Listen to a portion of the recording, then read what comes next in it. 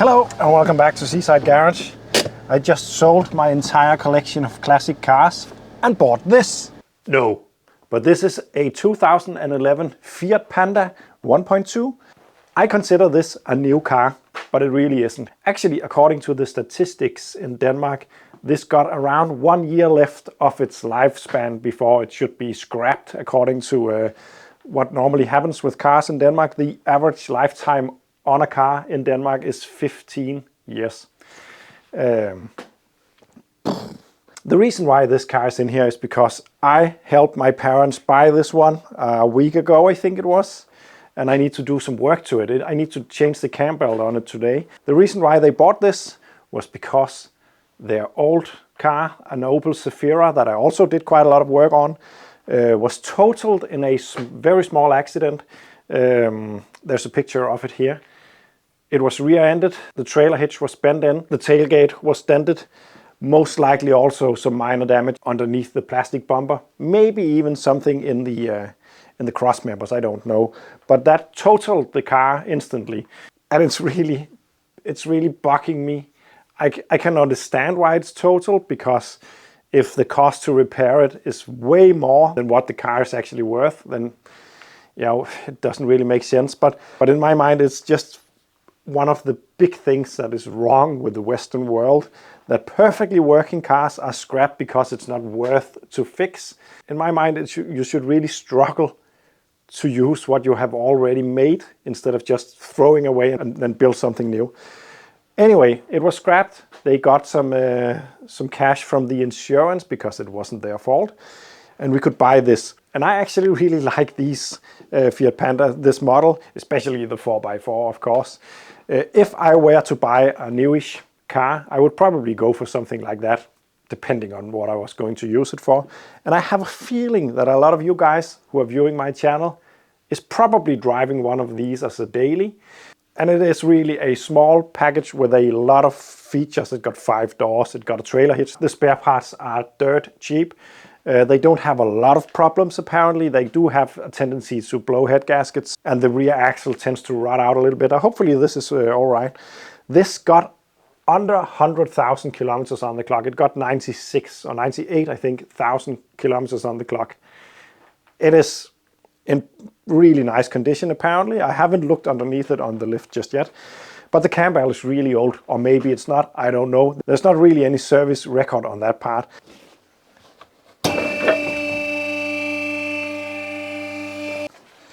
Now, I haven't looked up any guides on how to do the Cambelt change, so even though this could maybe look a little bit like a guide, it's not necessarily the correct way to do it.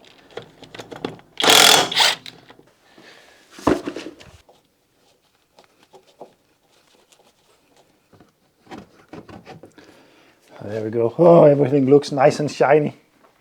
I'm not used to all this new car stuff. And then I need to lower the car a little bit again, because I need to access the engine bay. Of course, I took a quick look at the engine when we went to buy it. Everything looked decent. But it's just fun to see that old engine with all... It's like seeing an old person with a lot of augmentations and a lot of prosthetics and stuff, because you can see it down there. Hello, fire engine. But there is just so much stuff going on. This also got air conditioning, by the way, and it also got electronic servo. There's gizmos all over the place. At least comparing it to the old Panda that I had. As far as I remember, I have to take the engine out of the engine mount to remove the Cambelt. But for now, I'm just gonna go by feel, and then when I hit something complicated, I will probably Google how to do it. As far as I know, the fire engines are not interference engines, but this one is a 69 horsepower, and those, I'm pretty sure, is interference. Is it because maybe it's because it got variable valve timing? I'm not sure it does that, but there is something there that looks a bit funky. So I think it might have variable valve timing. And then you get in trouble when the Cambelt snaps, that's for sure.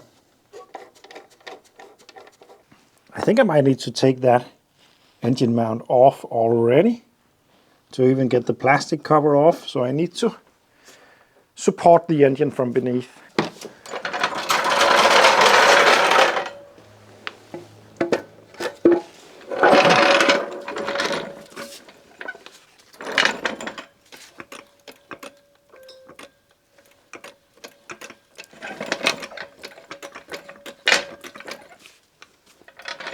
There we go, I got a jack underneath. That makes it possible to just take off the engine mount.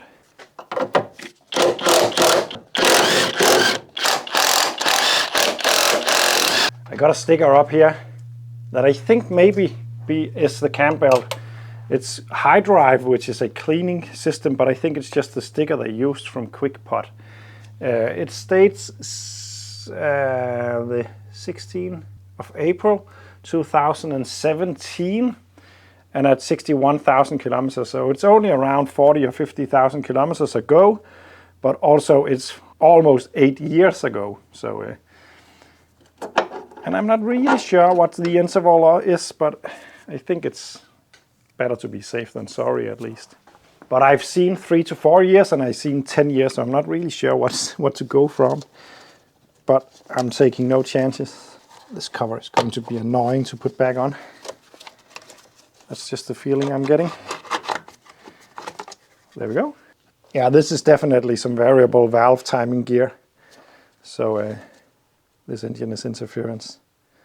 Next up, I'm just going to go ahead and remove the belt for the generator and the pump, the air conditioning pump and all that.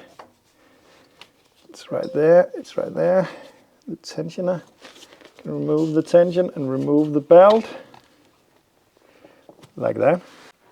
So I just realized that I had to remove this entire bracket. I have loosened up 2 of the bolts. I need 2 more and then remove it. Yeah, there is a lot of déjà vu feeling on working on this and thinking back to my Panda and Cinquecento days, but I do seem to remember even in the Cinquecento that I had more room to work on, but especially on the old Panda. And that's just the way it goes. The more modern, the less accessibility, but keep in mind, my old Panda was just an engine, and that was pretty much it. This is got air conditioning, it got complicated injection system, it got variable valve timing, and much more. So it makes sense. And also it's safe to crash, or somewhat safe to crash. My old Panda was not. So I can understand why the space is a little bit more limited, but it is also making me realize how much I love stuff like this. Ooh. For instance, I can release all the 4 bolts for this bracket, but I cannot take the bolts out because it will foul on the wheel arch.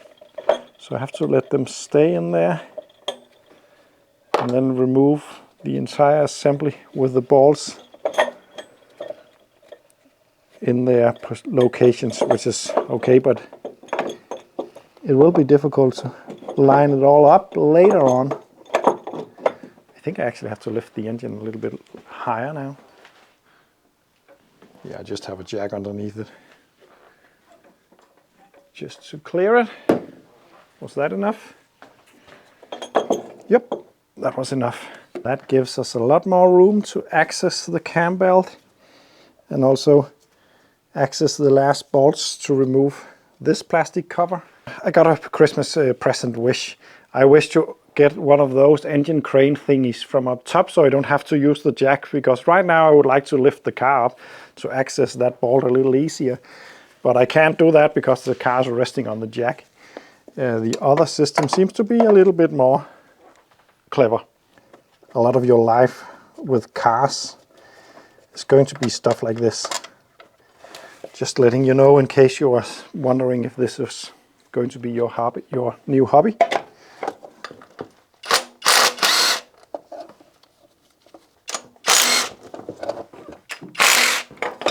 Oi! Came off easier than I was expecting. It's because it's a new car. It's not rusted and fused together like I'm used to. There we go. Now I think I can just remove that cover. And now I can see the cam belt, and now I want to spin the engine over until I am at TDC. I just need to figure out where all the marks are supposed to be. So I just removed the battery positive terminal before I go any further. That's a good thing to do. I should have done that to begin with, but anyway. Down there is a rubber bung. It's very hard to see. Through that hole I can see the flywheel and see the timing marks. So now I'm just going to spin the engine until the marks align. I'm pretty sure this mark should be aligning with this tab right there. So let's do that. So I have just put the engine on top dead center. The mark right there needs to line up with this right there. And to check if that is correct, I can check down in the flywheel. Right down there that there is it's hard to see really using this mirror. You can see that mark in the flywheel needs to align with the number 0 right there. Do you see it? Yeah. Not necessarily the firing TDC, but at least TDC. And then the next bit becomes a little bit complicated. Because up here we don't have any timing marks. Because of the variable valve gear, it's made a different kind of way than normally. So this sprocket is actually not on a key or anything. If I loosen this up, I can just turn it however I like. So it's not really put at any exact spot. And this is where I have to make a quick disclaimer. Because if you are new to the channel, you need to know this. I am not a trained mechanic. The book is not going to describe to do it the way that I'm going to do it. You will need special tools. But this is the way I do it. Pretty much always it ends up working just fine. But just a word of caution, the correct way to do this would be to buy the correct camshaft locking tool. But I'm not going to buy that because I might end up just changing this a couple of times. But what I'm going to do is the way that I actually always do cam belts. I'm going to make 4 markings up here and 3 markings at the bottom end on the belt and on the sprocket. That way I can take the belt off and transfer those marks to the new belt. This will most likely turn a little bit when I remove the belt.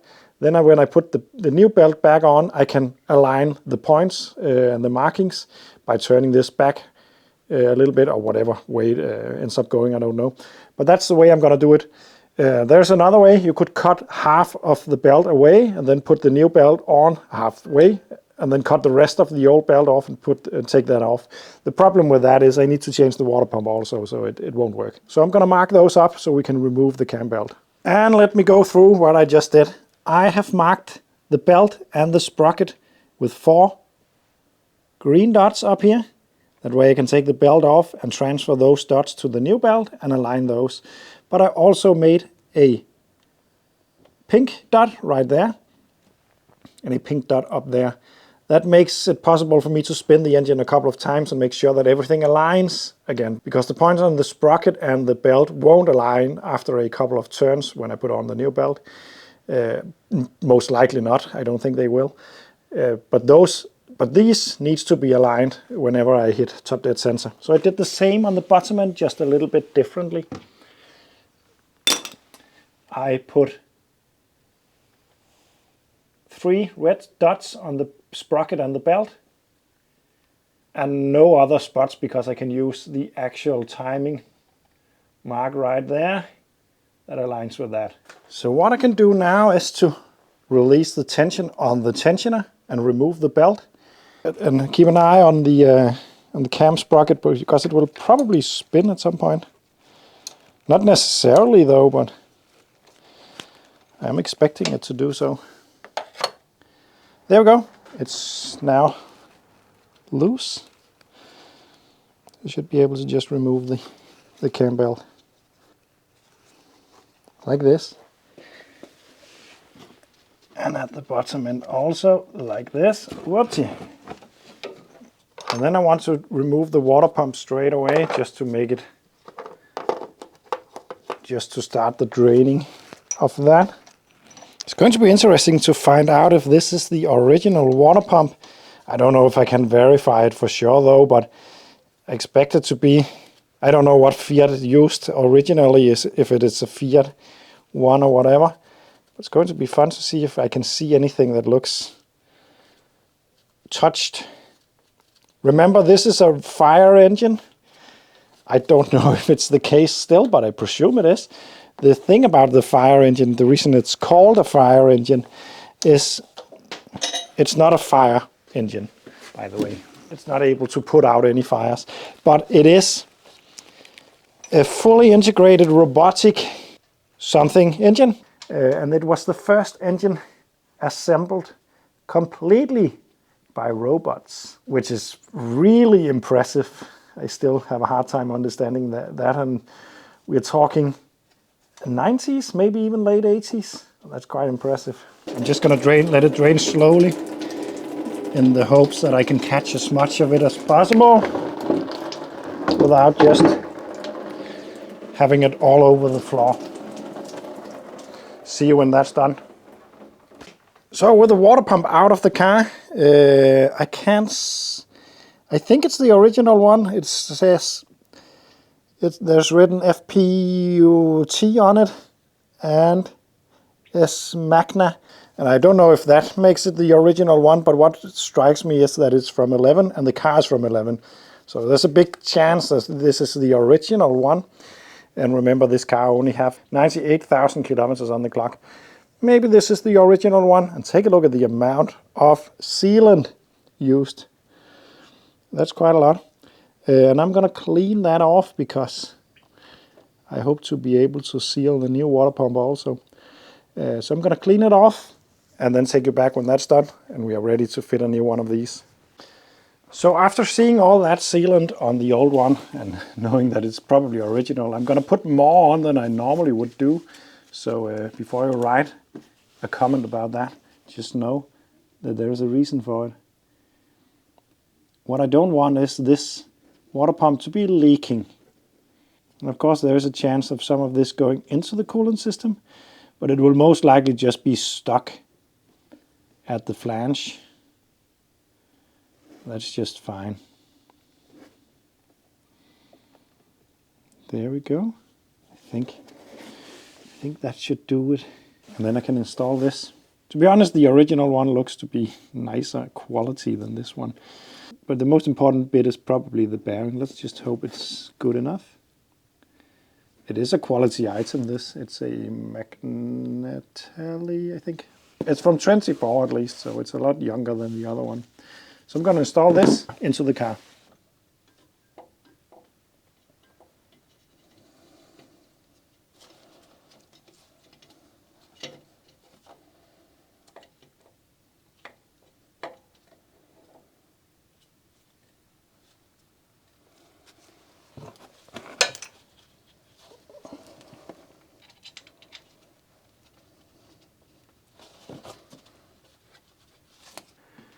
And I'm just going to tighten that up.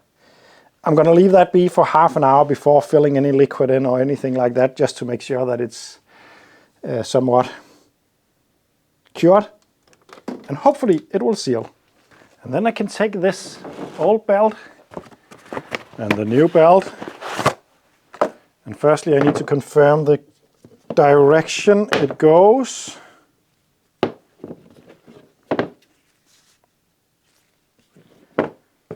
It's got to be like this.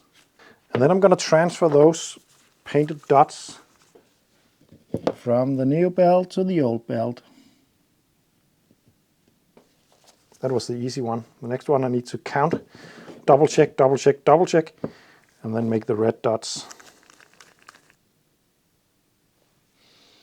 And then I just need to let the paint dry, and then I'm going to triple check, and then we can install it. So now I can install a new tensioner, which is right here. Just gonna hang it loose like this for now, because of course I need to apply the tension once the belt is on.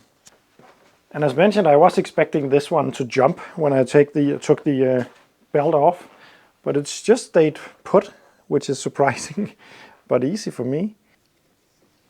I'm just gonna align the points up here. I think it could be easier maybe to start at the bottom end, but Let's just try the top end like this, around that one.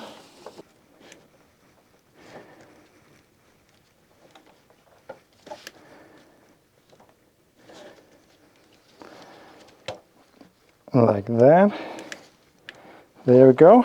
Then I need to set the tension on the tensioner. Because why else would there be a tensioner? It's down there.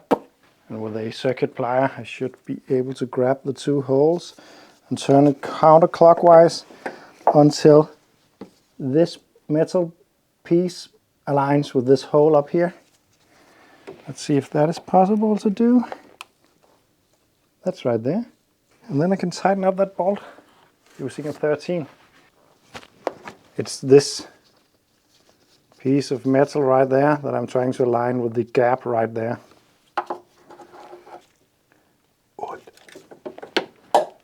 And then I'm going to torque this up to 24 Newton meter. Like that. So that's the Cambelt back on. Now I need to check if everything is right. Need to spin it twice, recheck, double check, triple check, check, check, check, check, check. And the tension point needs to line up, otherwise I'll have to retension it. So I'm going to spin it 2 revolutions. So now I'm going to spin it 2 revolutions.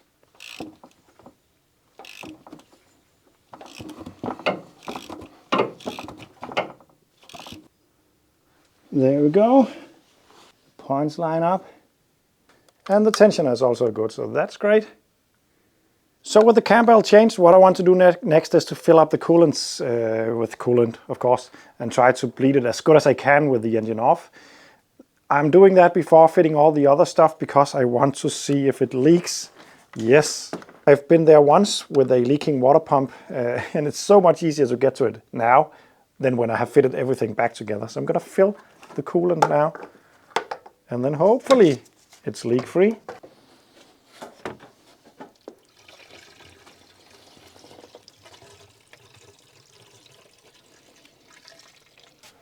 There's a bleeder screw at the battery side. It's hard for me to show you right now because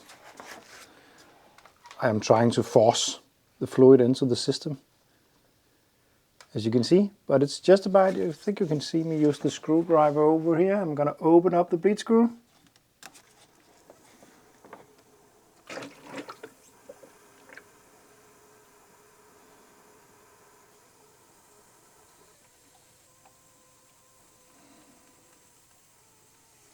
A lot of air is escaping.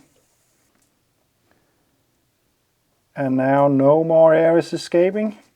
The system is slightly, or quite a lot overfilled now. I'm actually unsure how to remove this. I need my bucket. But doing it this way made me pressurize the system slightly, which is really nice. But of course it's a bit messy to do it like this. I need to remember to put the heat on when I start the car, and I will not fit this one either, just yet at least. But all in all, it looks decent. So with the coolant back in the system, I do not see any leaks. That's nice. Of course, there will be pressure when it's running, so I'm not completely safe yet. But what I want to do now is to just put everything back together, which is just the reversal of what I did earlier on. When that is done, I need to fire it up. Crank the heat to maximum in the cabin to be sure that the circulation of the coolant is actually going into the cabin. Otherwise you can get an air pocket in there. And of course also make sure that the engine actually still runs. Changing a Cambelt is not necessarily a very hard task, especially not on an engine like this. Some of the bolts can be a struggle to get to, but the actual work is not very hard. The problem with it is that the risk involved in doing something wrong can be quite high. On a non-interference engine, not so much. But on one of these, if I get it very wrong, the pistons will hit the valves up in the cylinder head. That means the cylinder head needs to come off. The valves needs to be fixed. The valve guides needs to be fixed. If you're very unlucky, even the bottom end of the engine can take damage from that. So it's a very high risk involved in it. But the work itself is not very hard, and it's very, very satisfying when you can do it yourself. Anyway, see you when I got everything back together and are ready to fire up this 1.2 beast of a car. Everything is back together. It's time to try to start it up. Hopefully it starts. I hope I haven't forgotten something important. Like putting the battery terminal back on, for instance. That wouldn't be so serious though. But I'm gonna start it up, and I'm gonna leave the cap off for the coolant to make sure that it can burp if it needs to. I don't think so though. I'm not gonna let it go completely hot because I want to change the oil and I don't want the oil to be too hot. I will do that after this video I send it, if everything is a success. But now comes the time to see if it works.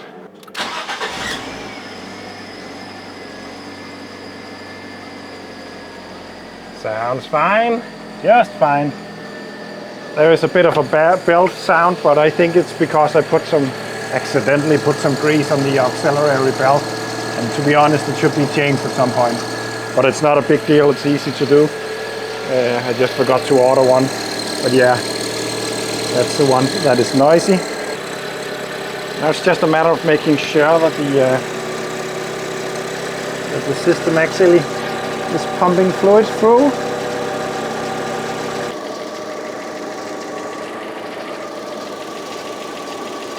Everything seems fine. And we got flow of coolant. And it's also started to heat up. I'm just gonna feel for heat in the cabin. There's heat in the cabin also. I'm gonna switch it off, let it cool down, and then recheck the coolant level and change the oil off camera. But anyway, this will be all for this video. I am actually tempted to do a quick drive video on this car. I know it's a bit out of the league of what I normally drive, but I actually really like this car. And I'm pretty sure a lot of you would also enjoy it, because this is basic motoring, and that's one of the things that I'm really attracted to. Cars that got as little as possible, but still enough to make them good. That's nice. That's the philosophy we should live after. Thanks for watching, and see you in the next one.